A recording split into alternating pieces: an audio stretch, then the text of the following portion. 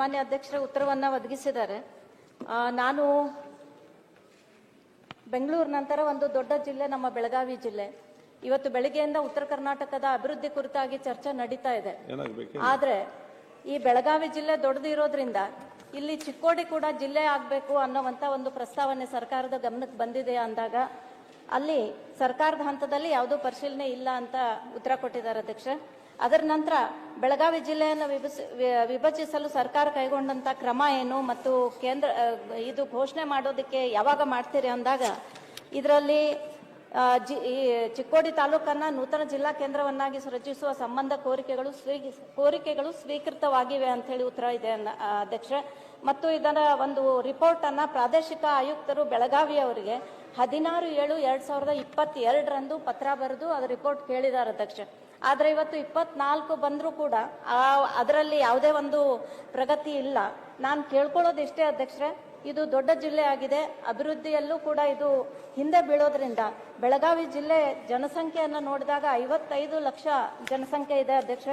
18 ವಿಧಾನಸಭಾ ಕ್ಷೇತ್ರಗಳಿದ್ದಾವೆ. ಸುಮಾರು 2.5 ನಮ್ಮ MP ಕ್ಷೇತ್ರ ಇದೆ. ಚಿಕ್ಕೋಡಿ, ಬೆಳಗಾವಿ ಮತ್ತು ಖಾನಾಪುರ್ನ ಅರ್ಧ ಭಾಗ ಕಾರವಾರಕ್ಕೆ ಬರುತ್ತೆ ಅಧ್ಯಕ್ಷ. ಮತ್ತು 15 ತಾಲೂಕಾ ಕೇಂದ್ರಗಳನ್ನ ಹೊಂದಿರತಕ್ಕಂತ ಅತಿ ದೊಡ್ಡದಾದಂತ ಒಂದು ಜಿಲ್ಲೆ ಇದು ಇರೋದ್ರಿಂದ ಸುಮಾರು ಅಥಣಿ ತಾಲೂಕಿನ ಕೊನೆಹಳ್ಳಿಯಿಂದ ಬೆಳಗಾವಿಗೆ ಒಬ್ಬ ವ್ಯಕ್ತಿ ಕೆಲಸಕ್ಕೆ ಬರಬೇಕು, ಇಲ್ಲಿಗೆ ಬರಬೇಕು ಅಂತಂದ್ರೆ 200 ಕಿಲೋಮೀಟರ್ ಆಗ್ತದೆ ಅಧ್ಯಕ್ಷ. ಏನಾದ್ರೂ ತುರ್ತು ಪರಿಸ್ಥಿತಿ ಇದ್ದಾಗ ಜಿಲ್ಲಾಡಳಿತ ಕೂಡ ಎಲ್ಲ ಕಡೆಗೆ ಗಮನ ಕೊಡೋದಕ್ಕೆ ಸಾಧ್ಯ ಆಗೋದಿಲ್ಲ ಅಧ್ಯಕ್ಷ. ಹಾಗಾಗಿ ಇದನ್ನ 200 ಕಿಲೋಮೀಟರ್ ಅಂತ ಸಂದರ್ಭಗಳಲ್ಲಿ ಹಳ್ಳಿಯಿಂದ ಬರ್ತಕ್ಕಂಥವ್ರಿಗೆ ಬಹಳಷ್ಟು ತೊಂದರೆಗಳನ್ನ ಅನುಭವಿಸ್ತಾ ಇದ್ದಾರೆ. ಸುಮಾರು 20 ವರ್ಷಗಳ ಹಿಂದೆ ಅಂದಿನ ಸನ್ಮಾನ್ಯ ಮುಖ್ಯಮಂತ್ರಿಗಳಾದಂತ JH ಪಟೇಲ್ ಜಿ ಅವರು 9 ಜಿಲ್ಲೆಗಳನ್ನಾಗಿ ಮಾಡಬೇಕು ಅಂತ ಹೇಳಿ ಅದರಲ್ಲಿ ಚಿಕ್ಕೋಡಿ ಕೂಡ ಒಂದು ಆಗಿತ್ತು ಅಧ್ಯಕ್ಷರೇ. ಆದ್ರೆ ಆ ಆದೇಶವನ್ನ ಹಿಂಪಡೆದು ಸುಮಾರು 20 ವರ್ಷ ಜಿಲ್ಲಾ ಹೋರಾಟ ಸಮಿತಿಯಿಂದ ಅಲ್ಲಿ ಪ್ರತಿ ಬಾರಿ ಹೋರಾಟಗಳಾಗ್ತಾ ಇದ್ದಾವೆ. ಅದರಲ್ಲಿ ಸಂಗಪ್ಪಗಳು ಅಂತ ಹೇಳಿ ಒಬ್ರು ಹಿರಿಯರು, ಅವರು ಕೂಡ ಜಿಲ್ಲಾ ಹೋರಾಟ ಸಮಿತಿ ಅಧ್ಯಕ್ಷರಾಗಿದ್ರು. ಇವತ್ತು ಅವ್ರು ನಮ್ಮ ಜೊತೆಗೆ ಇಲ್ಲ ಅಧ್ಯಕ್ಷರೇ. ಈ ಜಿಲ್ಲೆ ಆಗ್ತದೆ ಅಂತಕ್ಕಂಥ ಕನಸಿನ ಜೊತೆಗೆ ಅವ್ರು ಇವತ್ತು ನಮ್ಮಲ್ಲಿ ಇಲ್ಲ. ಆದ್ರೆ ಇವತ್ತು ನಾವು ನೋಡ್ತಾ ಇದ್ದೀವಿ, ಇದು ಜಿಲ್ಲೆ ಆಗೋದಕ್ಕೆ ಒಂದು ಒಳ್ಳೆ ವಾತಾವರಣ ಇರ್ತಕ್ಕಂಥ ಚಿಕ್ಕೋಡಿ ಭಾಗ ಆಗಿದೆ ಅಧ್ಯಕ್ಷ. ಇಲ್ಲಿ PWD ಇರ್ಬೋದು, ಜಿಲ್ಲಾ ಕೋರ್ಟ್ ಇರ್ಬೋದು, ಮತ್ತು DDPI office, DDPU office, Karnataka ನೀರಾವರಿ ನಿಗಮ, ಪಂಚಾಯತ್ ರಾಜ್ಯ, ಜಿಲ್ಲೆಗೆ ಯಾವ ಇಲಾಖೆಗಳು ಬೇಕು ಆ ಇಲಾಖೆಗಳಲ್ಲಿ ಸಾಕಷ್ಟು ಇಲಾಖೆಗಳು ಈಗಾಗಲೇ ಅಲ್ಲಿ ಕಾರ್ಯವನ್ನ ಮಾಡ್ತಾ ಇದ್ದಾರೆ ಅಧ್ಯಕ್ಷ.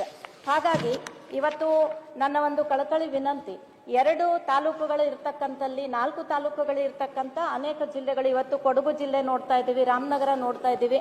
ಹಾಗಾಗಿ ಉತ್ತರ ಕರ್ನಾಟಕದ ಸರ್ವಾಂಗೀಣ ಅಭಿವೃದ್ಧಿ ಆಗ್ಬೇಕು ಅಂತಂದ್ರೆ ಚಿಕ್ಕೋಡಿ ಜಿಲ್ಲೆಯಾಗಿ ಘೋಷಣೆ ಆಗ್ಲೇಬೇಕು ಅಧ್ಯಕ್ಷರೇ. ಹಾಗಾಗಿ ಇವತ್ತು ತಮ್ಮ ಮೂಲಕ ಇವತ್ತು ಸನ್ಮಾನ್ಯ ಮುಖ್ಯಮಂತ್ರಿಜಿ ಅವರಲ್ಲಿ ಮತ್ತು ಕಂದಾಯ ಸಚಿವರಲ್ಲಿ ನಾನು ವಿನಂತಿ ಮಾಡ್ಕೋತಾ ಇದ್ದೇನೆ, ಈ ಒಂದು ಕಾರ್ಯ ನಿಮ್ಮ ಅವಧಿಯಲ್ಲಿ ಆಗ್ಲಿ, ಮತ್ತೆ ಈ ಭಾಗದ ಅಭಿವೃದ್ಧಿಯಲ್ಲಿ ತಮ್ಮ ಒಂದು ಈ ಒಂದು ನಿರ್ಣಯ ಇರಲಿ ಅಂತ ಹೇಳಿ ತಮ್ಮ ಮೂಲಕ ಕೇಳ್ಕೊತಾ ಇದ್ದೇನೆ ಅಧ್ಯಕ್ಷ. ಮಾನ್ಯ ಅಧ್ಯಕ್ಷರೇ, ಬೆಳಗಾವಿಯಲ್ಲಿ ಮತ್ತೊಂದು ಜಿಲ್ಲೆ ಆಗಬೇಕು ಅನ್ನೋದು ಇವತ್ತಲ್ಲ, ಬಹುಶಃ 30-40 ವರ್ಷಗಳಿಂದ ಇರುವ ಸಾರ್ವಜನಿಕ ವಲಯದಲ್ಲಿ ಇರುವಂತ ವಿಷಯ. ಆಮೇಲೆ ಪ್ರಸ್ತಾವನೆ, ಅಧಿಕೃತ ಪ್ರಸ್ತಾವನೆ ಇಲ್ಲ ಅಂತ ಹೇಳಿದ್ದೇವೆ, ಆದರೆ ಜಿಲ್ಲಾ ಬೇಡಿಕೆ ಇದೆ ಅನ್ನೋದನ್ನು ಕೂಡ ನಾನು ಉತ್ತರದಲ್ಲಿ ಹೇಳಿದ್ದೇನೆ. ಮತ್ತು ಅವ್ರು ಹೇಳಿದ ಅಂಶಗಳಲ್ಲಿ ಸಾಕಷ್ಟು ವಸ್ತುಸ್ಥಿತಿಯಿಂದ ಕೂಡಿದೆ. ಇದು ಬಹಳ ದೊಡ್ಡದಾಗಿದೆ ಭೌಗೋಳಿಕವಾಗಿ, ಜನಸಂಖ್ಯೆ ಹಾಗೂ ಸಮಸ್ಯೆಗಳು ಎಲ್ಲ ದೃಷ್ಟಿಯಿಂದನೂ ಇದೆ. ಬಹುಶಃ ಅದು ಆಗಬೇಕು ಅನ್ನೋದು ಬಹಳ ಸೂಕ್ತವಾಗಿ ಇದೆ. ಆದರೆ ತಕ್ಷಣಕ್ಕೆ ನಾನೀಗ ಏನು ಹೇಳಲಿಕ್ಕಾಗೋದಿಲ್ಲ, 2 ಕಾರಣದಿಂದ. ಒಂದು, ಇದು ಇಡೀ ಸಂಪುಟ ಸೇರಿ ತೆಗೆದುಕೊಳ್ಳಬೇಕಾಗಿರ್ತಕ್ಕಂಥ ತೀರ್ಮಾನ ಆಗಿರುತ್ತೆ, ಹಾಗಾಗಿ ಅಲ್ಲಿ ಕೂಡ ಚರ್ಚೆ ಮಾಡ್ತೇವೆ. 2ನೇದು ಕೂಡ ಸಂಪುಟ ನಾವು ಈಗ ಚರ್ಚೆ ಮಾಡಿದ್ರು ಈಗ ನಾವೇನು ತೀರ್ಮಾನ ತೆಗೆದುಕೊಳ್ಳೋದಕ್ಕೆ ಅವಕಾಶ ಸದ್ಯಕ್ಕೆ ಇಲ್ಲ. ಯಾಕೆ ಅಂದ್ರೆ ಕೇಂದ್ರ ಸರ್ಕಾರದವರು ಒಂದು ಸೂಚನೆ ಹೊರಡಿಸಿದ್ದಾರೆ.